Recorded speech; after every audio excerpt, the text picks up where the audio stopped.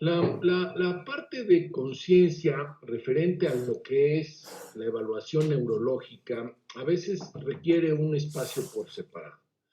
¿Por qué? Porque es muy diferente explorar neurológicamente a un enfermo despierto. Ya dijimos que alerta es un punto medular para evaluar sus funciones cognitivas, pero es muy diferente evaluar a un paciente que coopera con ustedes a un paciente que tiene un deterioro de la conciencia. Y no siempre se imaginen el deterioro de la conciencia como un paciente en coma. Piensen en una alteración de la conciencia incluso hacia arriba, un paciente con delirium. O piensen en un paciente con somnolencia que lo están revisando y se les queda dormido. Entonces, esa interacción con el enfermo se vuelve muy difícil. Pero lo más importante no es si les es difícil a ustedes. Lo más importante es que un deterioro de la conciencia es una emergencia neurológica.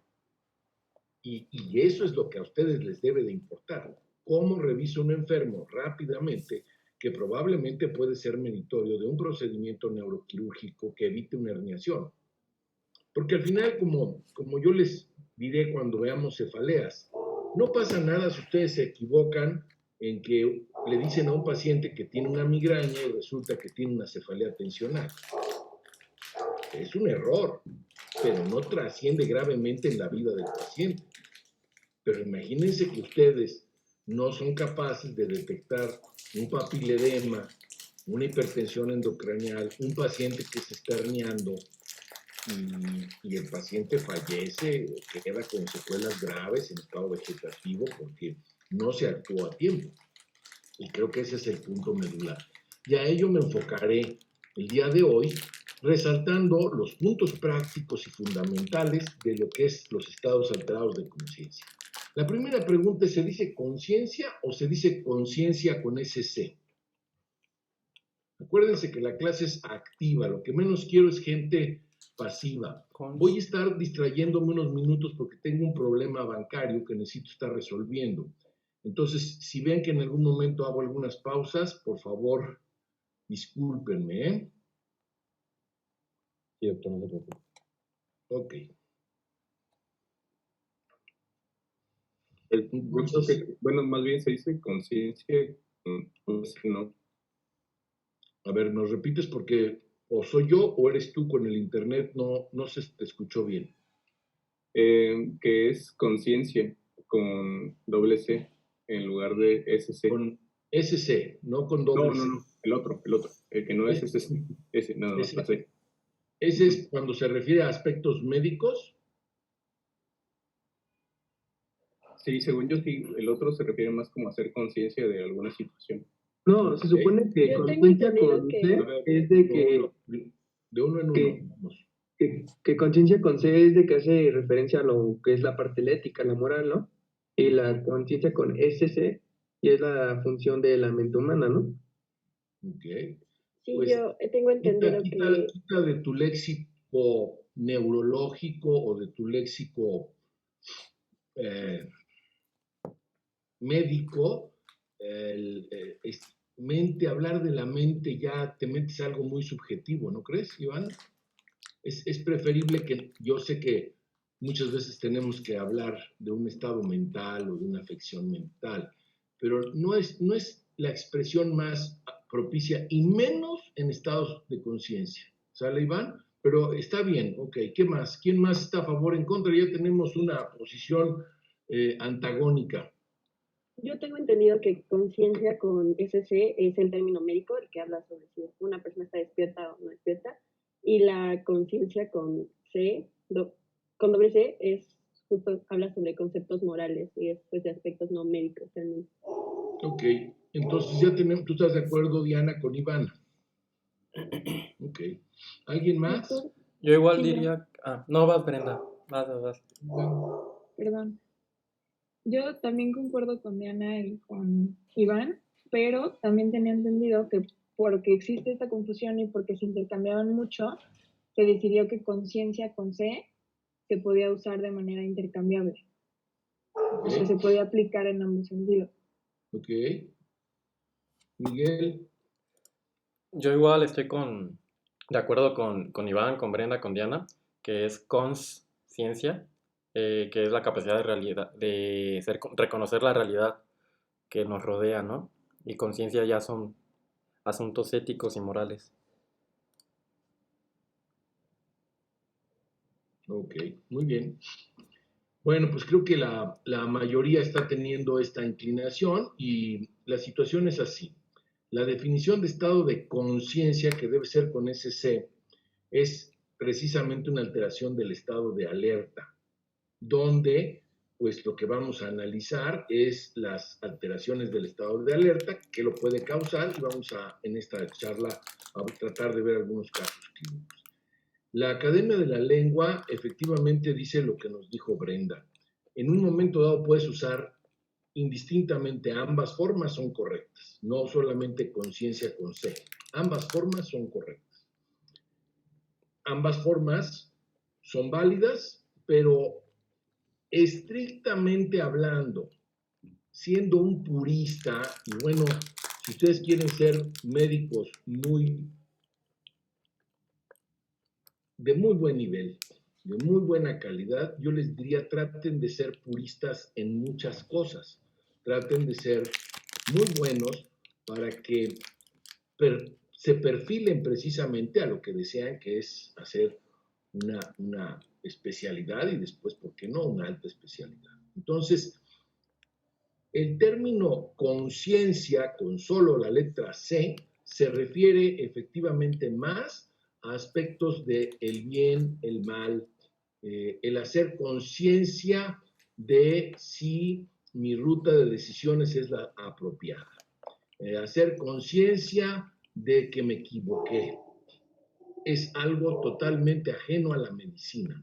Conciencia con SC es el término correcto médico, neurológico, donde cuando hablamos de esta conciencia con SC, estamos hablando precisamente de un paciente que ha deteriorado o incluso perdido su relación con el medio ambiente. Su conciencia, SC, consigo misma, su noción de sí mismo y su relación con el medio ambiente que lo rodea. ¿De acuerdo?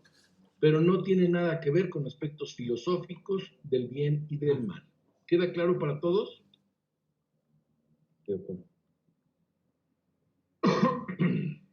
Entonces ahí tienen la definición. Un adecuado estado de alerta. Fíjense que no dice de despierto, de alerta. Y conciencia del entorno propio y externo. ¿De acuerdo? ¿Cuáles son las estructuras? ¿Cuál es la anatomía que tiene una relación directa con el estado de conciencia, doctores? La estructura fundamental la describió a mediados del siglo pasado Mogun y Moruzzi, que es la formación reticular activadora ascendente. Esta estructura que se extiende a lo largo del tallo, tegmento paramediano pontino, mesencefálico, incluso hacia núcleos intralaminares del tálamo y paramedianos, parafascicular y centromediano con aferencias espinotalámicas, son las que básicamente dan la estructura de lo que es el estado de despierto. Fíjense que ahora ya usé la palabra despierto, porque lo que te permite estar despierto es precisamente tener activa tu formación reticular activadora ascendente. ¿En qué momento estás alerta, Diana? Pues, ¿En qué momento con la estructura de tu Al anatomía despertar. ya metes el factor de alerta? Al despertar. con la formación reticular activadora ascendente. No, lo que acabo de decir que es el despierto. La formación reticular activadora ascendente te da el estado de despierto. Alerta, ¿con qué entra, Diana? Con la corteza. Claro, con la corteza, Diana. ¿Ok? ¿De acuerdo? Estabas distraída, por eso te alerté. Niveles de alerta.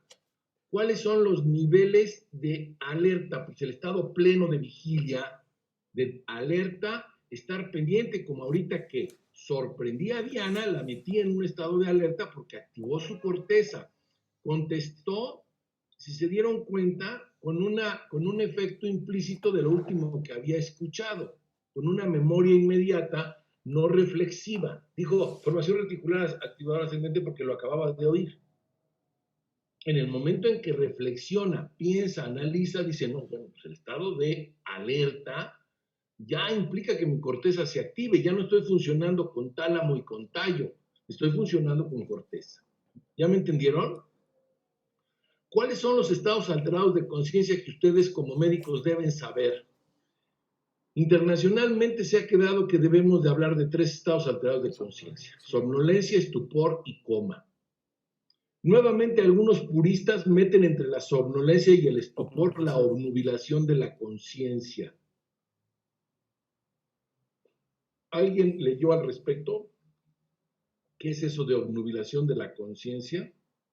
Yo, doctor, ¿era el retardo de despertar o decía sobre la lentitud de respuesta en el estado de alerta? A ver, va de nuevo, Randall. ¿Lentitud de respuesta? No. Era lentitud para la atención. Fíjate lo que estás diciendo. O sea que Diana podría tener Diana Santamaría podría tener una obnubilación de la conciencia. Pues estuvo lenta para su respuesta por un defecto de atención-concentración. Pues también se mencionaba algo sobre que el paciente podía estar despierto, pero volvía a regresar a este estado de dormirse y...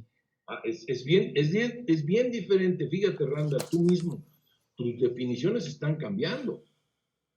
Y eso es algo que los médicos debemos de cuidar mucho. O sea, a ver, perdón, aclárame bien tu postura, Randall. Primero hablaste de atención y luego estás hablando ahora de que se duerme.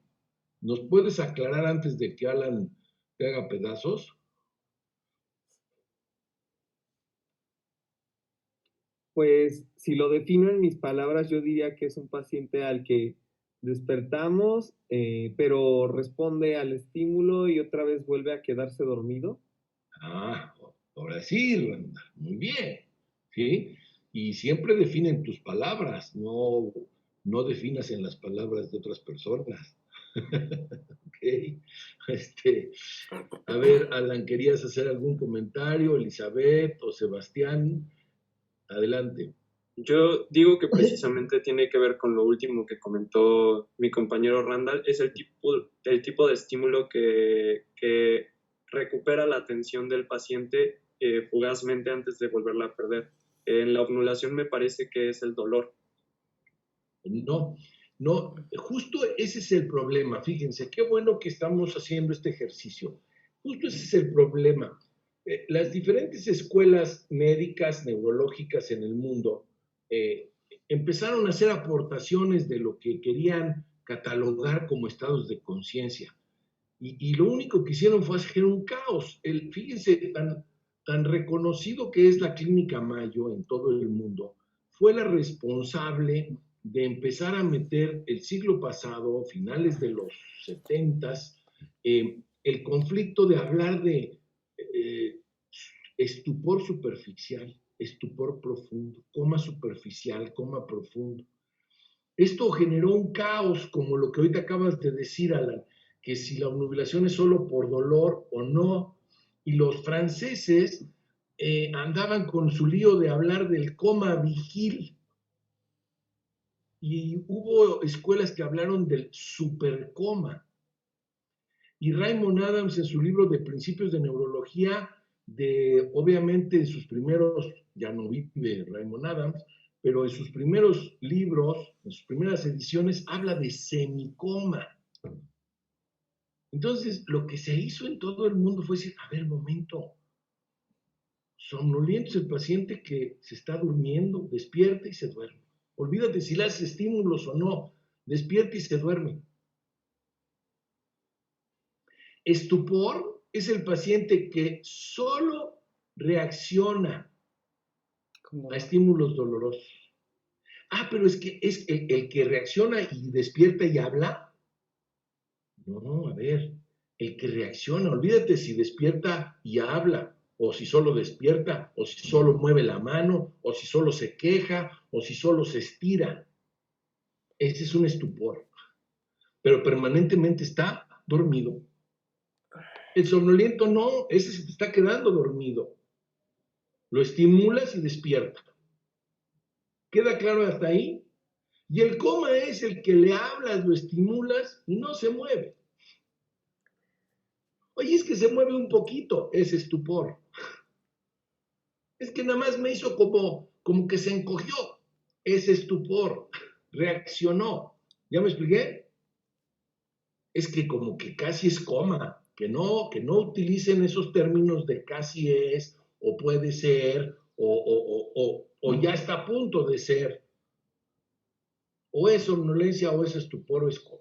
La obnubilación de la conciencia la describió Plum y Posner en su libro de Estupor y Coma, que es una maravilla de libro. Ojalá lo puedan tener como un libro de consulta.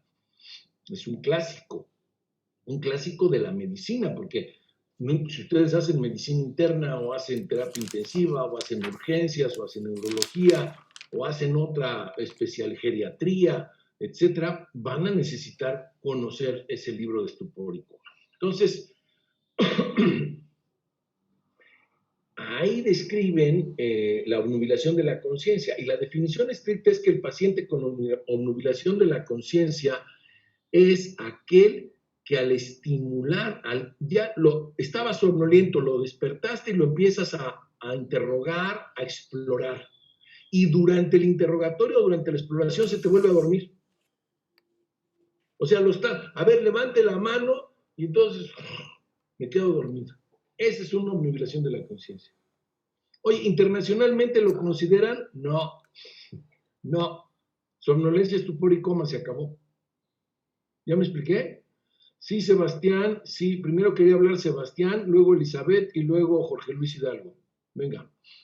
Sí, doctor, que yo cuando leí el tema encontré que la obnubilación de un paciente se trataba de un estado de depresión completa de la vigilia, y que el paciente podía ser despertado o podíamos recuperar su atención, pero con estímulos leves. A diferencia de, por ejemplo, el estupor, que pues como usted bien lo dice, el paciente tiene que ser despertado, pero con estímulos intensos. Pero pasa lo que te acabo de decir.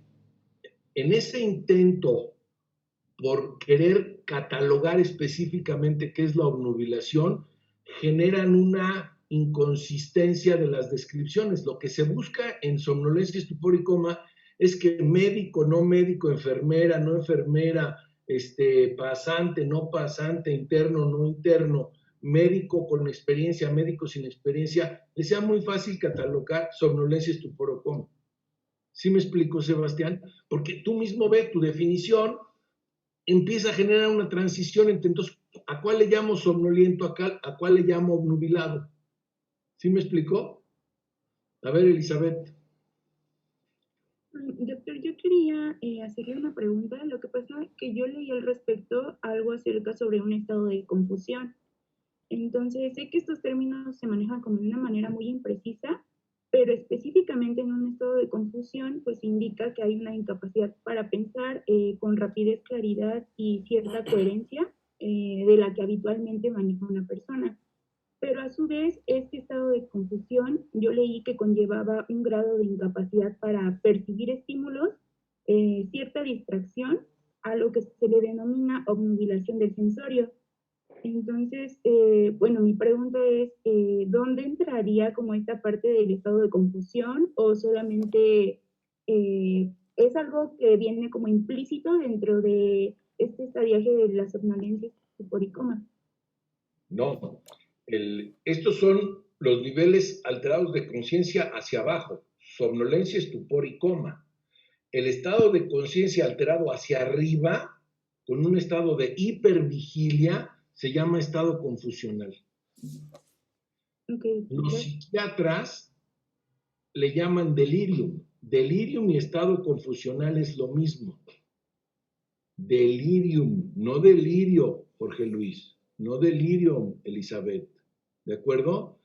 El delirio es delirio de persecución. Pienso que me andan vigilando todo el día y entonces Creo que mis papás están atrás de la puerta oyendo a ver qué digo y qué no digo y con quién hablo, etcétera. Perdón, voy a hacer una pausa. Tengo que hacer una pausa. Disculpen.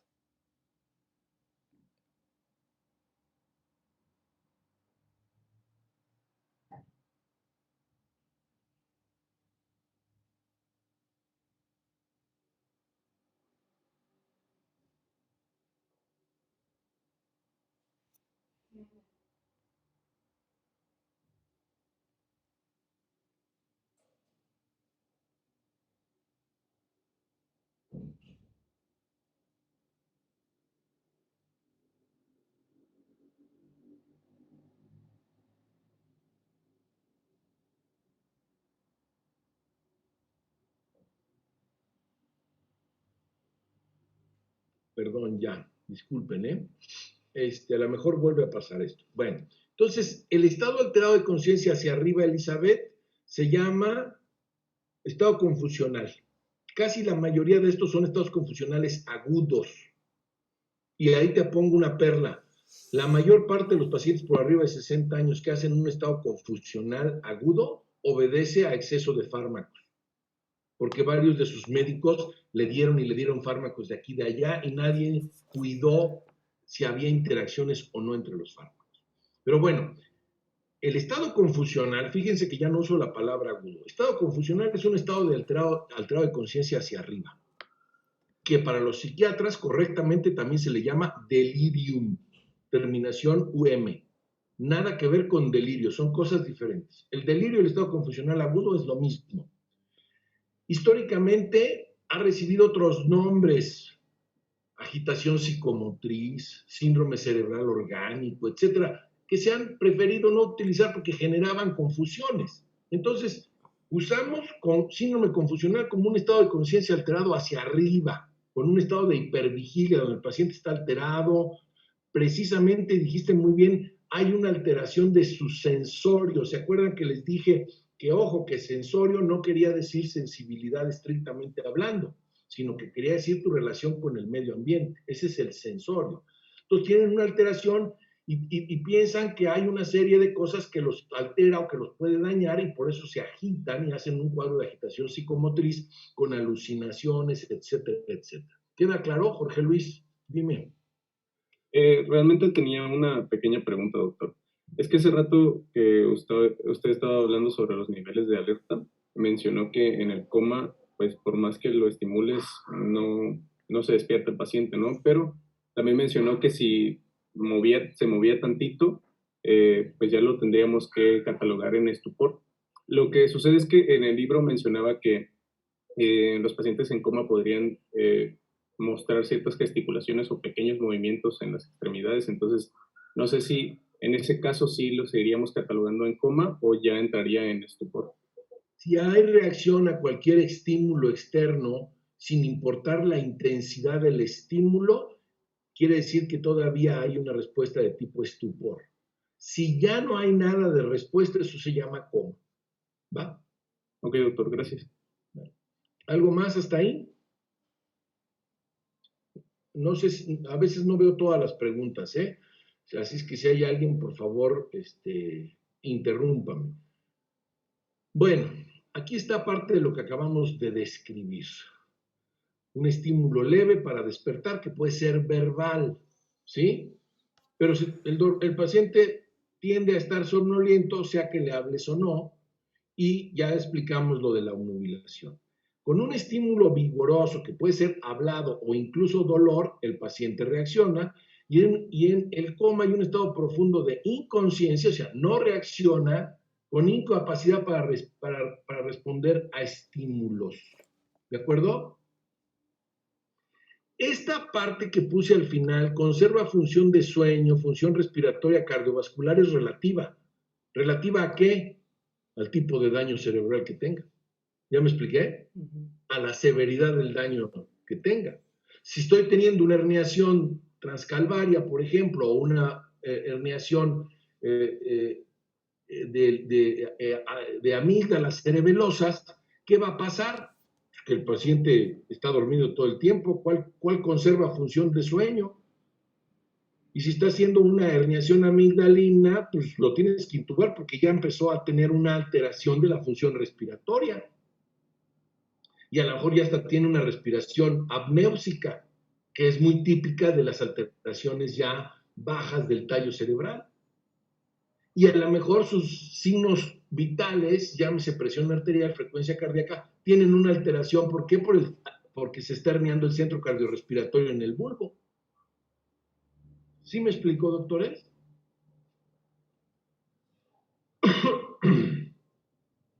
Y aquí viene esta parte que ya expliqué de los estados alterados de conciencia hacia arriba, que es la confusión o delirium, pero que por favor no vayan a confundir delirium con delirio, son cosas totalmente diferentes. Sí, disculpe, doctor. ¿Es posible que, dependiendo del estado del coma, se puedan, por ejemplo, quedar en patrones electroencefalográficos de distintos tipos de sueño? Por ejemplo, que haya usos o en otro tipo de coma que sean ondas teta y así. Es correcto, de hecho hay una cosa que se llama coma alfa. Sí, es correcto. El electroencefalograma te va a dar connotaciones, ya no sirve para el paciente que tiene un estado alterado de conciencia o el paciente que está en coma y que empieza a tener una cronicidad, Alan. Vemos electroencefalogramas y podemos ver cómo está la función cortical del individuo con respecto a posibilidades no de recuperación o de lo que pasando los 28 días, 4 semanas, se va a transformar en un estado vegetativo. ¿De acuerdo? Contenido de la conciencia que incluye funciones cognitivas, fue lo que pregunté hace rato, pues obviamente les está hablando de esa corteza. Y el nivel de despierto, que es el alertamiento, lo da el tallo cerebral y la función reticular. Creo que ahí ya no hay necesidad de que subraye yo más. Esta es una imagen muy típica para explicarnos la interacción de la función reticular activadora ascendente con el tálamo y su distribución en abanico hacia la corteza. Hay una participación muy importante del hipotálamo posterior que evidentemente con todas estas funciones hipotalámicas, cuando hay una alteración de la conciencia, vemos alteraciones francas en el hipotálamo. ¿Qué quiere decir esto?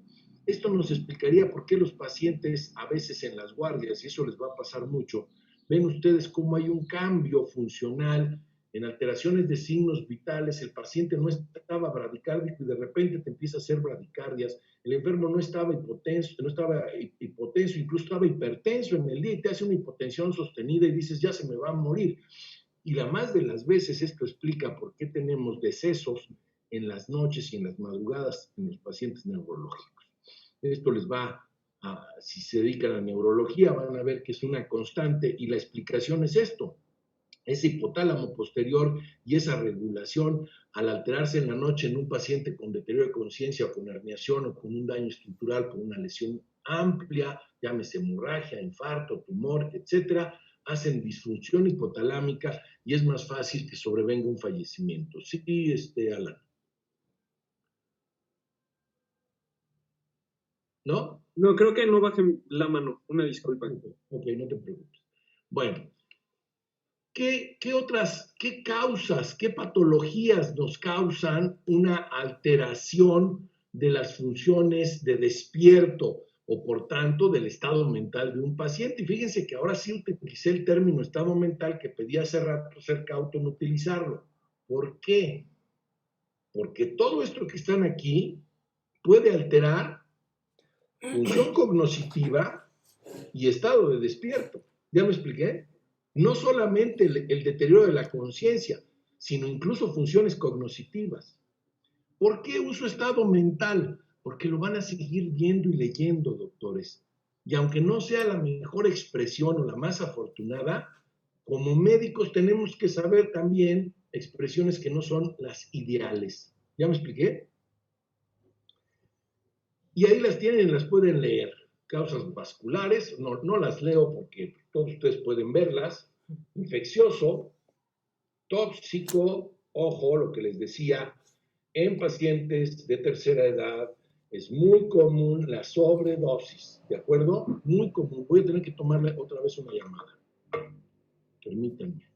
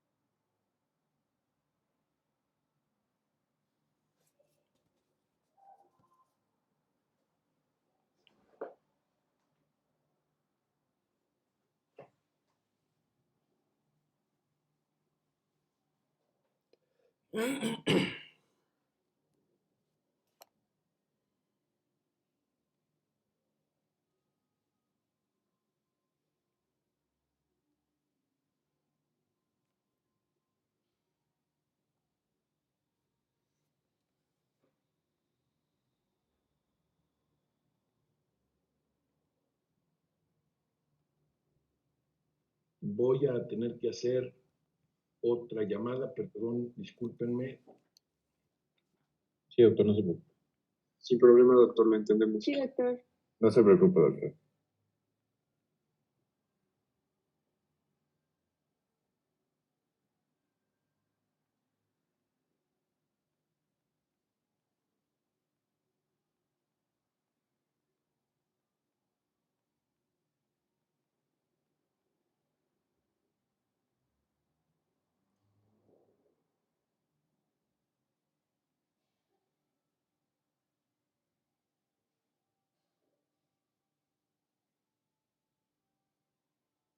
Ya va al baño.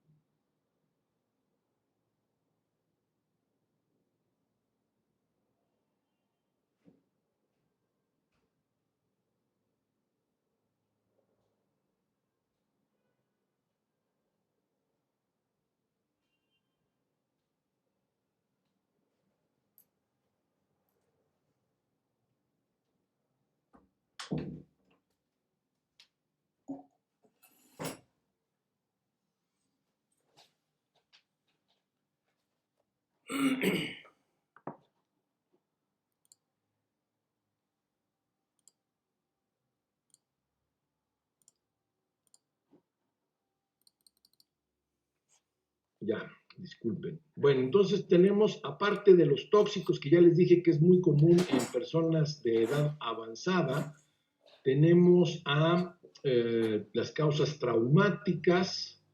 El lupus es uno de los principales responsables de alteraciones de funciones cognitivas y estados de conciencia en causas autoinmunes, junto con otras que pueden ver ahí. Hoy en día las encefalitis autoinmunes, que paradójicamente cada vez vemos más. La pregunta es, uno diría, ¿por qué vemos más encefalitis autoinmunes hoy en día? Porque tenemos mejores recursos diagnósticos. Lo que pasa es que antes veíamos muchas encefalitis y les poníamos la etiqueta de viral. Ah, pues es un virus. Oiga, ¿qué tuvo mi familiar? Pues una encefalitis viral, ¿no? No encontramos algo y así se comportan las virales, pero pues hay muchos tipos de virus.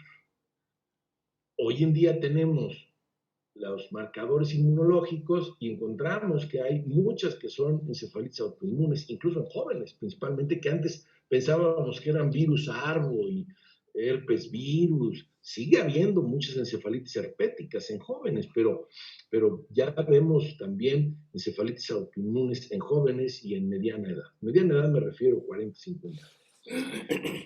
Metabólico endocrino con otra causa también, las propias crisis convulsivas. Ojo, hay lo que se llama el estado epiléptico no convulsivo. Fíjense qué interesante. Estado epiléptico, estatus epiléptico no convulsivo. ¿Cómo creen que llega el enfermo? como si estuviera en coma, con un deterioro de conciencia. No hay crisis convulsiva, no hay movimientos involuntarios, no percibes nada, simplemente ves un enfermo flat. ¿Ya me expliqué? Que no responde. Y entonces, ojo, a veces tenemos que hacer electroencefalograma. Alan, tú que preguntaste del electro, tienes que hacer electroencefalograma y te das cuenta que está en estado epiléptico no convulsivo. No es para nosotros los neurólogos ninguna rareza saber eso. ¿Qué les quiero decir? Que hay que pensar también en ello, ¿de acuerdo? Y obviamente tenemos otras alteraciones como causas neoplásicas, alteraciones ahora sí psiquiátricas, incluso farmacológicas, por dosis convencionales, ¿eh? Algo de lo que se usa mucho en las personas mayores son los anticolinérgicos, indiscriminadamente. Y los anticolinérgicos generan alucinaciones, generan deterioro del estado de conciencia, generan alteraciones cognitivas. Ojo, siempre en pacientes de tercera edad, revisen a ver todo lo que le están dando. Enséñeme todo lo que le den. Es que esas medicinas que me dio, ¿te acuerdas? El urólogo, pero ya no me acuerdo cómo se llama. Ojo, porque muchos de los fármacos generan interacciones y pueden estar dando alteraciones de los pacientes. Hay uno que se llama estugerón forte, que se usa mucho para el médico general, el médico no especialista, lo usa mucho este estugerón forte para mareo. El paciente, ya veremos en su momento, el paciente que tiene mareo o vértigo periférico, para ser más purista del lenguaje, el paciente con vértigo periférico, neuritis vestibular, vértigo paroxístico benigno o incluso el muy raro síndrome de Meniere, que se abusa mucho de él, y que son vestibulopatías periféricas, le dan estugerón forte, que son antivertiginosos comunes. Este estugerón forte, que ahorita no recuerdo el genérico, la sustancia, el nombre genérico de la droga, ahorita me voy a acordar, este estugerón forte, que es el nombre comercial, es muy favorecido por médicos de edad media y mayores, y lo dejan, tómeselo indefinidamente, porque para colmo, cuando salió a la venta, este estugerón forte decían que tenía beneficios de oxigenación cerebral. Imagínense ustedes, no te va a oxigenar mejor. Uy, pues muy bueno, ¿no? Y tómeselo indefinidamente. Y es un fármaco que al uso crónico genera parkinsonismo, doctores. Y vemos a los enfermos con uso crónico de meses o años con el estugerón llegar con un síndrome de Parkinson. Le quitas el mugroso estugerón y la más de las veces se les quita el síndrome de Parkinson. Lo curan ustedes. Entonces, son fármacos que deben de salir del uso del mercado, ¿me explicó? Bueno, seguimos porque si no con las interrupciones voy muy lento. Aquí tienen una lista de los fármacos más comunes que pueden alterar el estado mental. Y recuerden que estoy hablando de alteraciones cognitivas, pero también de deterioro de la conciencia. ¿Ok?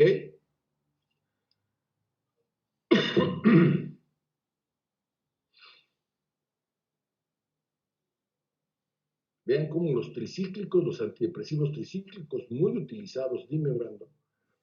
Bueno, el que está hasta abajo en taxanos, bueno, el que dice MTX es el metotrexato, el medicamento, el fármaco. No.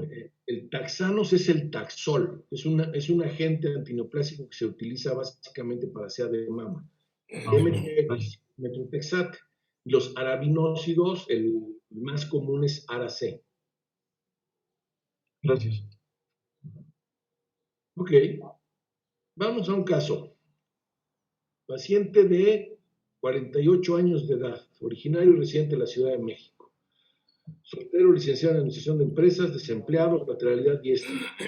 Tabaquismo, etilismo desde los 35 años, 2 cajetillas diarias, hipertensión arterial desde 4 años de evolución, con tratamiento con valsartán y amlodipino, buen control. ¿Hasta ahí están bien? Sí. Llega un 23 de enero con cefalea de inicio gradual y reciente, holocraniana, 7 de 10 en intensidad, que aumenta con el esfuerzo y disminuye con AINES que está tomando cada 3 horas. El paciente lo asocia a descontrol hipertensivo y toma Isorbit, con lo cual remite parcialmente el dolor de cabeza. Esto es bien importante. Los pacientes dicen, pues es que me mejoró un poco. O sea, no te quitó el dolor. No. Ok, no sirvió entonces. ¿Hecho? Urgencias. Llega a urgencias este paciente el día 25, 2 días después, con movimientos involuntarios del miembro torácico izquierdo, constante, con posterior desconexión del medio ambiente y movimientos tónico-clónicos generalizados, conversión cefálica y ocular a la izquierda, con relajación de esfínteres. El episodio global duró 1 minuto y hubo una somnolencia posictal. ¿Hasta ahí preguntas, dudas? ¿Qué opinan? Movimiento torácico ¿Qué izquierdo piensan? de tipo constante.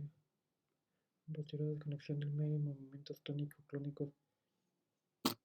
Venga, alguien. Iván Rodríguez, a ver.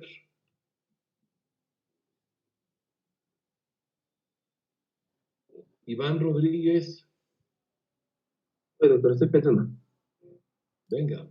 Doctor, ¿podríamos estar ante una convulsión? Ajá, un estado epiléptico podría ser. Epiléptico. Ujú. A ver, síguele. O sea, yo me voy más por, ¿Qué más bueno, piensas yo con llego a eso? esa Sí. conclusión. Tú estás a ver, Camila.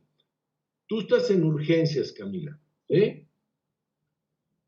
Te llega un paciente, 48 años de edad, hipertenso, ¿de acuerdo? Ay, Dios mío, otra vez voy a tener que desconectarme mientras pienso. Ay, a ver.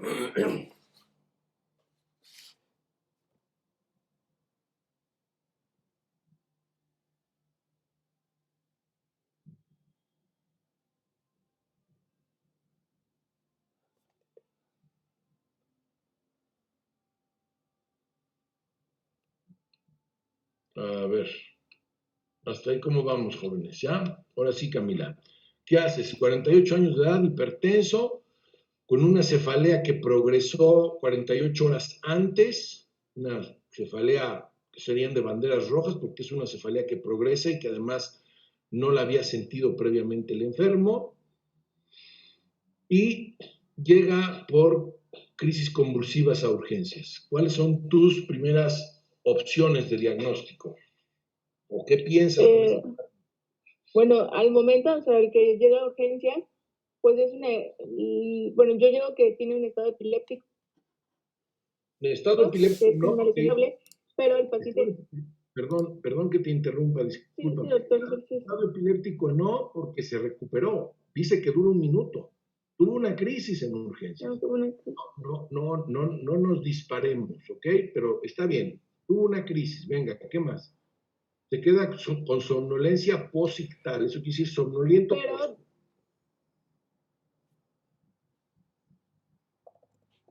Pero igual como su antecedente de hipertensión y que está descontrolado y sus otros antecedentes y la cefalea me hace pensar en que también podríamos estar ante una hipertensión intracraneal, solo que no tengo como muchos datos como vómito en proyectil o cefalea tan intensa que incluso lo pueda despertar porque dice que es de 7 a 10 y normalmente por una hipertensión intracraneal es como 10-10 que no mejora con nada.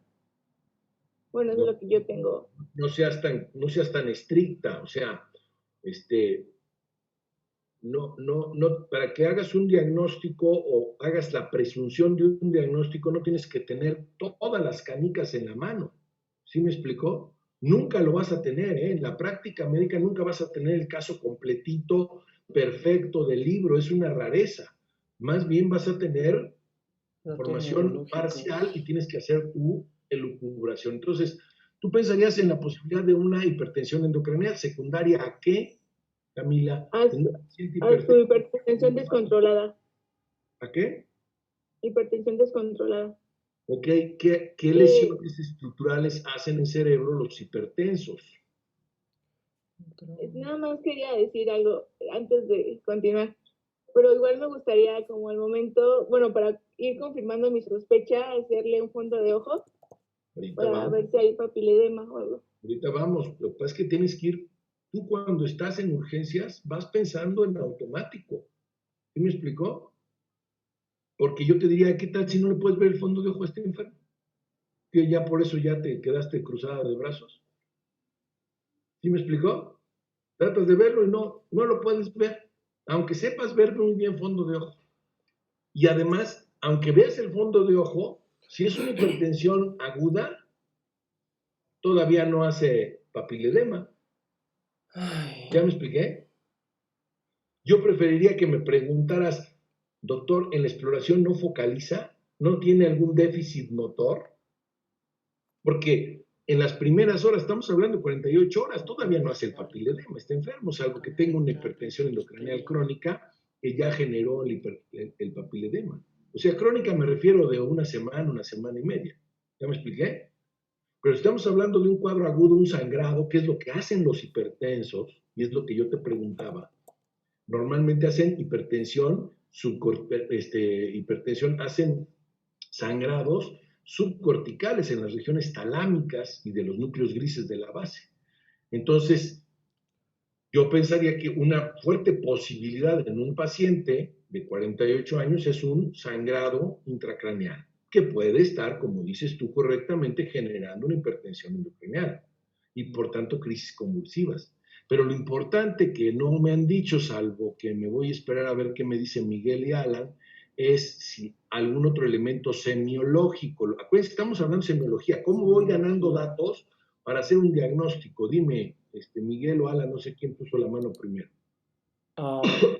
Bueno, yo mandaría una tomografía para descartar primero algún trauma. Sí, ten por seguro que le vamos a hacer una imagen, pero primero dime algo más con lo que tienes de información, Miguel. Igual podría decir una infección por el dolor de cabeza. Ok, bueno, puede ser una hemorragia, pero también puede ser un proceso inflamatorio, tipo un absceso, sí, pero hay más de la historia que pueden sacarle jugo. A ver, ayúdame, Alan, o quién quería hablar. Hay varios que... Yo creo que tuvo un aneurisma por la hipertensión y esto pudo haber provocado la hemorragia que condicionó la hipertensión. Okay. Y me gustaría, no sé, también los fármacos. Creo que estaba tomando amlodipino. Sí. No sé si esto pueda presentarse como, pues, por un mal apego al tratamiento que ha estado recibiendo, porque ya tiene 2 fármacos. No, a ver, no va por esa ruta de fármacos y además están cometiendo el error que cometemos todos los médicos. Quieren ya tener un diagnóstico etiológico. Ya están hablando de aneurisma. A ver, ya estamos hablando de infección, o sea, a ver, espérense. ¿Por qué no? Si tienes más información aquí, no la has deshilachado. A ver, ¿quién me ayuda con la información que tenemos ahí? Pablo o Alan quería volver a hablar. A ver, Pablo. Sí, doctor, pues habíamos o se había comentado que podrían ser las arterias talamoestriadas. Entonces, si puede ser por la arteria talamoestriada, podríamos hacer en clínica estímulos que sabemos que llegan al tálamo. Bueno, ¿no? Como... Está bien. ¿Quieres profundizar en tu exploración si hay datos sugestivos de tálamo? Pero con lo que tienen hasta este momento, ¿no pueden hacer otra elucubración semiológica? La focalización podría determinarse por los movimientos de los ojos en el estado convulsivo. Pero todavía no sabemos cómo están los movimientos de los ojos. Es que, bueno, sí, dice que cuando perdió la conciencia tuvo versión cefálica y ocular a la izquierda. Ok, Alan, muy bien. Pero ahí hay más. A ver. Ahí, por eso se los estoy dejando. ¿Podría describir la crisis convulsiva para determinar qué tipo es? Claro, te está dando una focalización franca. ¿Quién habló, Miguel? Sí. Ok, Miguel, Alan, Omar, perdón, a lo mejor ya no te dejé hablar. ¿Qué ibas a decir, Omar? Bueno, solo estaba pensando en que si parte de la lesión encefálica no se podría deber también ¿cómo se llama?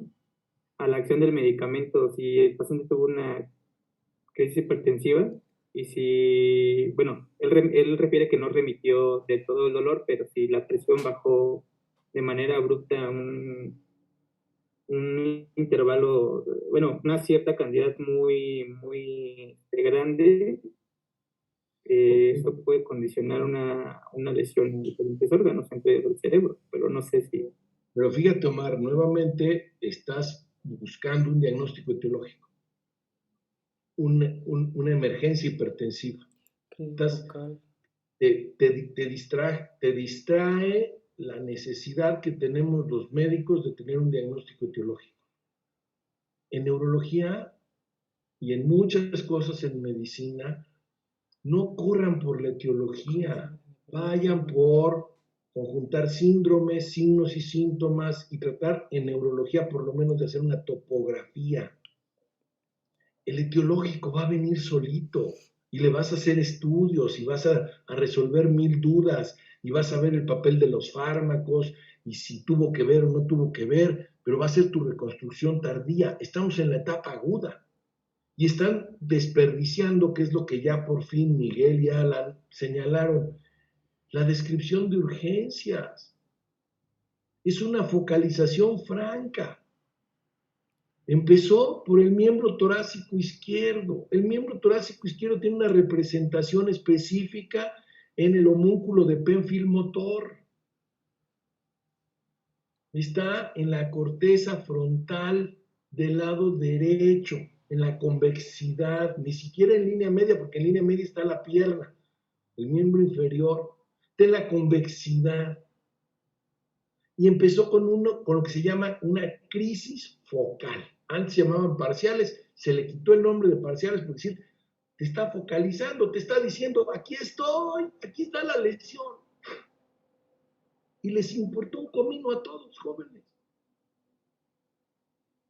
Empezó por el miembro torácico izquierdo. Ahí empezó una crisis focal motora. No hay cosa más focal que una crisis focal motora. Empezó como una crisis donde te dice, miren, ahí está el movimiento, está acá, aquí está la lesión. Si ustedes ven el homúnculo de Penfield, van a ver el homúnculo motor, van a ver la representación esquemática del brazo, del antebrazo, de la mano, de los dedos. La manota. Ahí está la lesión. Ahí está focalizando, ahí está el sitio de activación del fenómeno de despolarización, repolarización repetitiva que generó la crisis tónico-clónica generalizada. Y luego, como dijo Alan y Miguel, hay una versión de la cabeza y de los ojos a la izquierda. Se dice que en los fenómenos irritativos, la mirada se desvía al lado contrario. Y en los fenómenos destructivos, la cabeza y la mirada voltean al lado, al lado donde se destruyó. ¿Ya me expliqué? Entonces, parecería que esto sería un fenómeno tal vez irritativo. ¿Esto es una condición sine qua non? No, pero también te está dando focalización. ¿Qué pesa más? La focalización del miembro torácico izquierdo, la primera. Hasta no demostrarlo, yo tengo una lesión frontal derecha en la convexidad. Con esto nada más. Y ahora sí, Camila, necesito una imagen y quiero ver la región frontal derecha, porque ahí hay algo. Oye, es que puede ser, sí, puede ser una hemorragia, porque es un paciente hipertenso. Pero no me desgasto, voy a ver la imagen y voy a ver qué es. Puede ser un absceso, sí. Puede ser un tumor, sí. Puede ser que se cayó y tiene un hematoma sudural, sí. Y no me dijeron de la caída. Puede ser que sí. ¿Ya me expliqué? Ahora ahí va.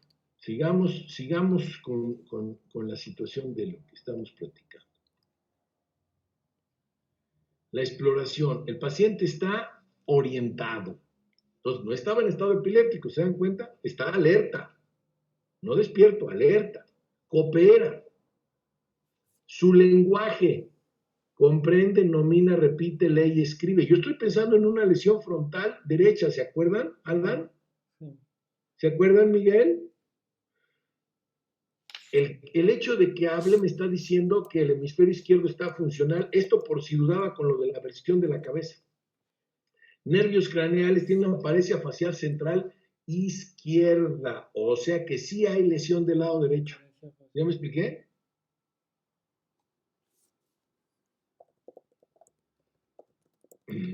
Perdón, voy a tener que volver a interrumpir.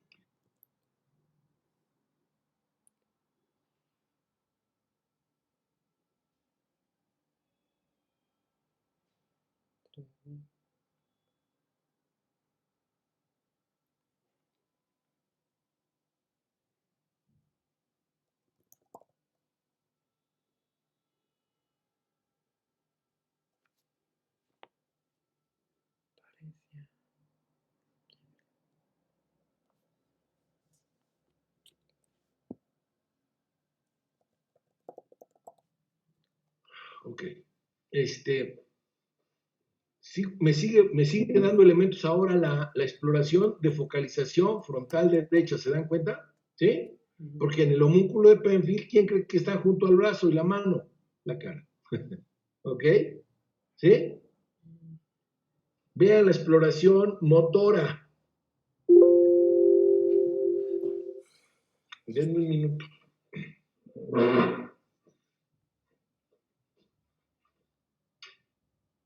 Tomitrofismo y polgesia.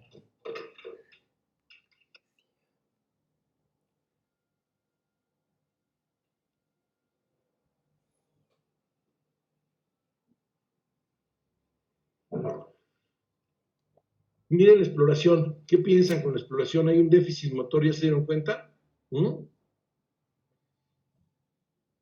4 de 5, 4 de 5. Paradójicamente, está bien la fuerza 5 de 5 en el lado izquierdo.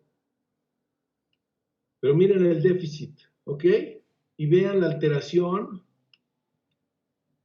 de reflejos, con hipoalgesia también. Entonces, sí tenemos, y hay una respuesta extensora, una respuesta de Babinski. O sea, tenemos una afección córtico-espinal, franca. ¿Hasta ahí vamos bien, jóvenes? Sí, doctor. En el cerebelo no hay patología, la marcha es semiparética. Acuérdense que el paciente está despierto con lenguaje y coopera. Entonces, sí, semiparético. De acuerdo. No hay atávicos, no hay signos de liberación frontal, no hay signos meningios. Esto es bien importante porque estaban pensando en sangrado. No hay meningios. Y no hay movimientos anormales. O sea, no sigue convulsionando ni tiene patología de ganglios basales para pensar en una corea, en una tetosis, en un movimiento anormal. Les toca síndromes, topografía y hasta el final, y sin desesperarse, posibilidades etiológicas. ¿Quién se anima?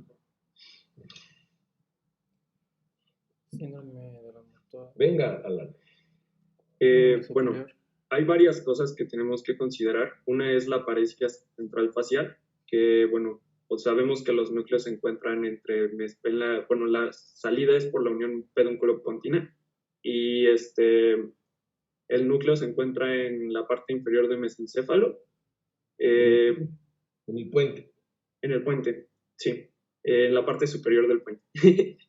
También sabemos que el territorio de la pierna izquierda está dado por la cerebral anterior. Y también sabemos que hay una lesión, hay hipoalgesia, por lo que puede haber una lesión de la vía espinotalámica. Ya puede ser una lesión a la altura en la que se convierte en el lemnisco anterior. Entonces, a mí, yo creo que pudo haber sido en el territorio de la arteria basilar, porque incluye, es que no sé por lo del puente, pero cerebral media o basilar serían como las arterias que consideraría. ¿Por qué no integras un síndrome? O sea, no tienes... ¿Qué síndromes integras tú en este paciente? Tiene síndrome de motoneurona superior. Fíjate, yo iría en orden. Me voy a regresar. Ok. Tiene un síndrome cefalálgico. Tiene Empezó cefalea. 48 horas antes, con banderas rojas porque fue un proceso progresivo y con una cefalea reciente. ¿De acuerdo? Tiene un síndrome convulsivo focal. ¿De acuerdo? De acuerdo. Tiene un síndrome piramidal izquierdo. ¿Para qué te metes al puro séptimo? Toma todo. Tiene 7 y tiene una paresia crural. Y tiene hiperreflexia y tiene hipoalgesia. Entonces tiene un síndrome motor, córtico espinal y también, o piramidal, como lo quieras poner, y tiene también un síndrome sensitivo hemicorporal izquierdo.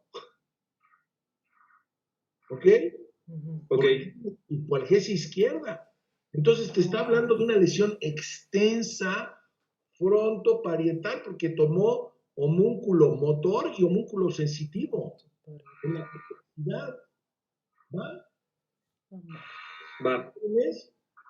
Hasta ahí vamos todos. Entonces ya Alan puso la mano. Dime qué quieres decir, Alan.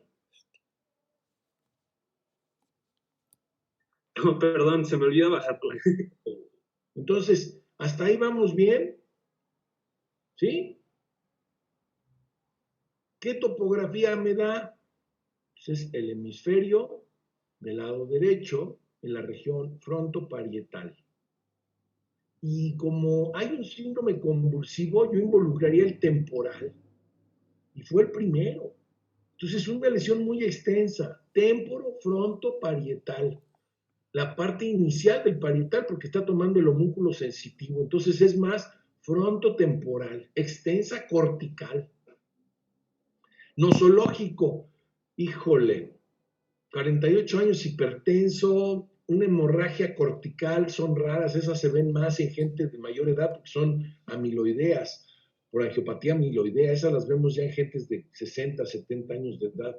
A los 48 años, híjole, pues podría ser un aneurisma, como ya Alan dijo, podría ser un angioma venoso que se reventó, también podría ser, pero no hubo un cuadro agudo, tuvo 48 horas previas. Entonces tengo que meter los procesos inflamatorios y tumorales como causas.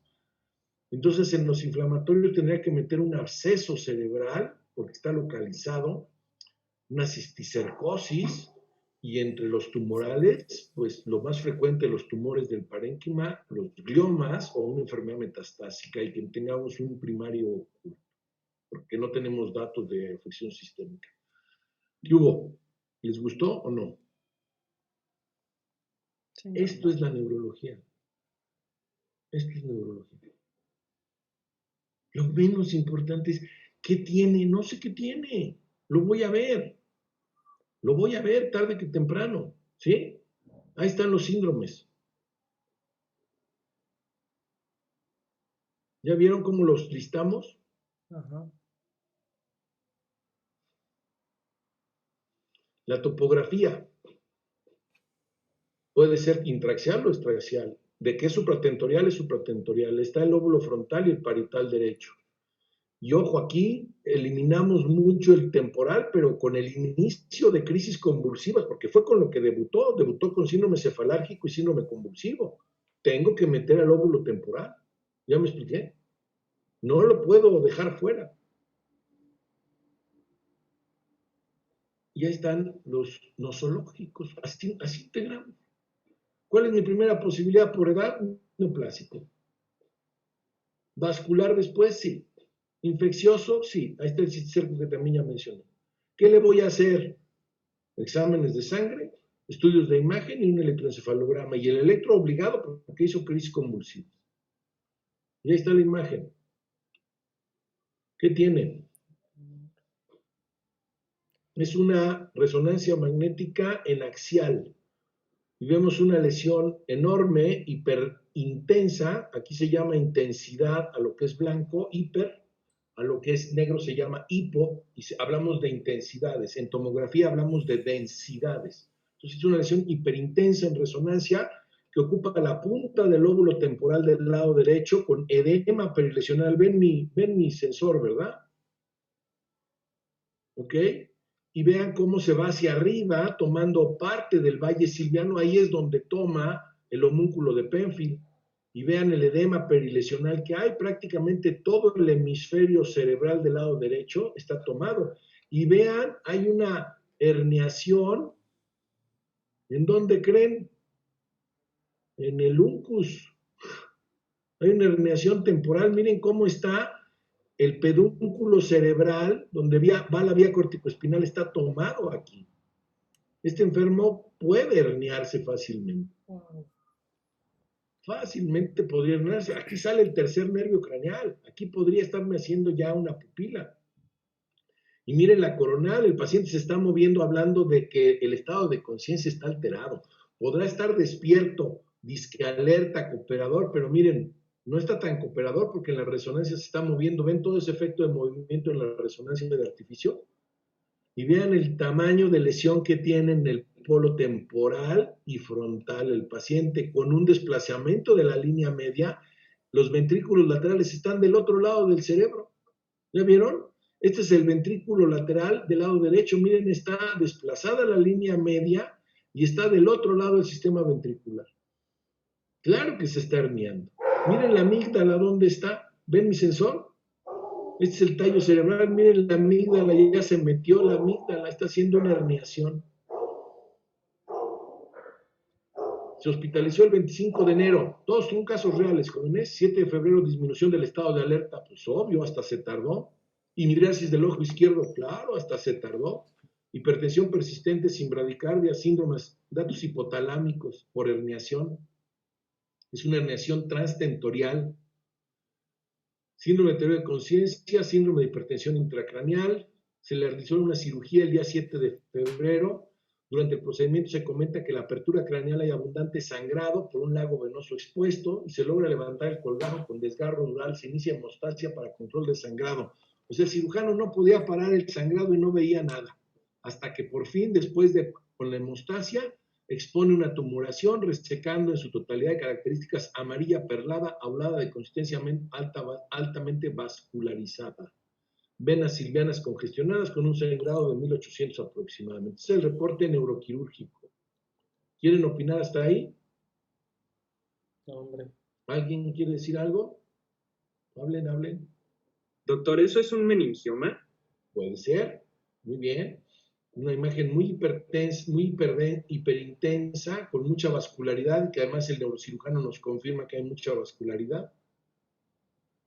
Miren la tomografía postquirúrgica. Ya metió su mano el neurocirujano. Aquí está la vía de acceso de la craniectomía. Y vean cómo esto es aire, ya no hay tumor, todavía hay inflamación importante, todavía todo el hemisferio cerebral derecho está edematizado y con desplazamiento de línea media. TAC postquirúrgica. Y aquí aprenden que la TAC postquirúrgica se hace de inmediato.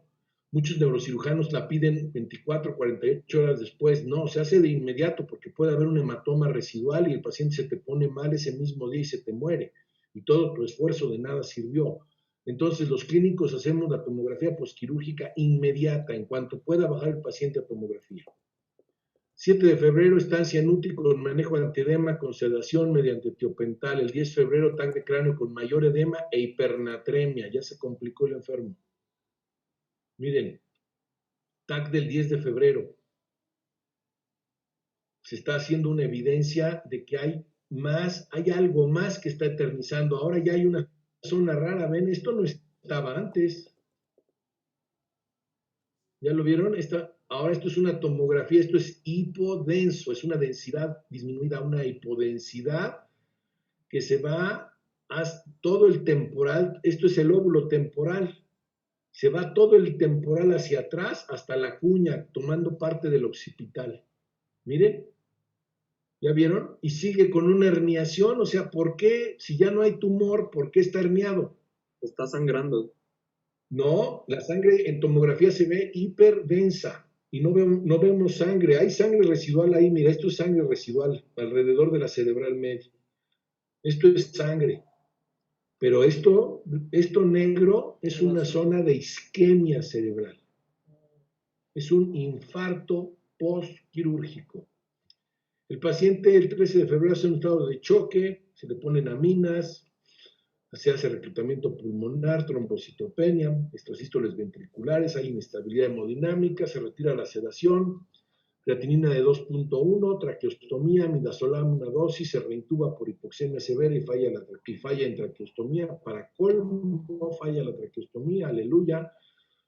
8 de marzo, mejora la función renal y metabólica. 15 de marzo, suspende sedación como tal. Paciente lleva 17 días sin sedación, no interactúa con el medio. Motivo de interconsulta es que no interactúa. Estado de conciencia. ¿Quién quiere opinar? Aquí vamos a dejar la clase del día de hoy. ¿Quién quiere opinar?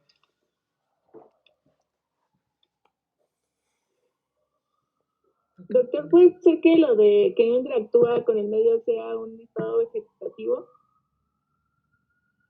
Hasta que pasen 4 semanas, 28 días y que restablezca estados de ciclo de sueño-vigilia para que puedas hablar de estado vegetativo. Antes no. Podríamos hacer un Glasgow y el electro. No, en Glasgow lo tienes que hacer 3 veces al día en cada turno de enfermería. Y hay que estarlo siguiendo todos los días. Tienes que tener una noción de Glasgow o de Ford como escala de deterioro de conciencia, ¿sí? Y obviamente, pues, lo que tienes que establecer es qué tiene el enfermo, ¿no, Alan? Primero, ¿qué tiene tu paciente? Es un paciente postoperado de un meningioma, efectivamente, que hace un evento isquémico postquirúrgico, probablemente durante todo ese sangrado que fue tan abundante, se ligó parte de, pues, la cerebral media, tristemente. La cerebral media, que los vasos que se van hacia la porción temporal. Entonces tenemos un infarto que eternizó el edema cerebral y además ya se nos empezó a complicar porque ya el paciente entró a terapia con complicaciones, con inestabilidad hemodinámica, con función renal alterada, con alteraciones de metabolitos, con una traqueostomía que complicó y que generó más hipoxemia y por tanto más edema cerebral. Ya habíamos visto que todo el hemisferio derecho tiene un gran edema y estaba con datos de herniación. Entonces es esperable que el paciente ya tenga, antes de hablar de estado vegetativo, tenga un daño por hipoxia isquemia cerebral más secuelas de retiro tumoral de un meningioma temporal, temporofrontal y un infarto isquémico secundario del procedimiento neuroquirúrgico. Eso es lo que tenemos. Entonces, ahora sí con esto, ¿cuál es mi panorama? ¿Preguntas, dudas? Denme un minuto. Chingo.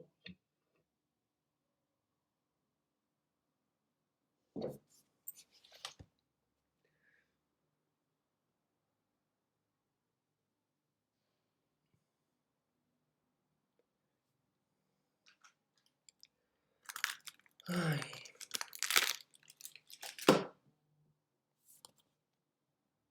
Jóvenes, piensen, espero les haya gustado la clase de hoy, ya no voy a poder seguir, tengo aquí varios problemitas ajenos a situaciones que pueda yo controlar y terminar la clase como yo quisiera. Nos vemos el próximo miércoles. Esto es neurología, esto es semiología, esto es la integración de los pacientes. Espero les haya gustado y platicamos el próximo miércoles. ¿Sale? Estudien, por favor. Ok, vamos a ver si el próximo miércoles. Bye. Hasta luego, doctor. Doctor.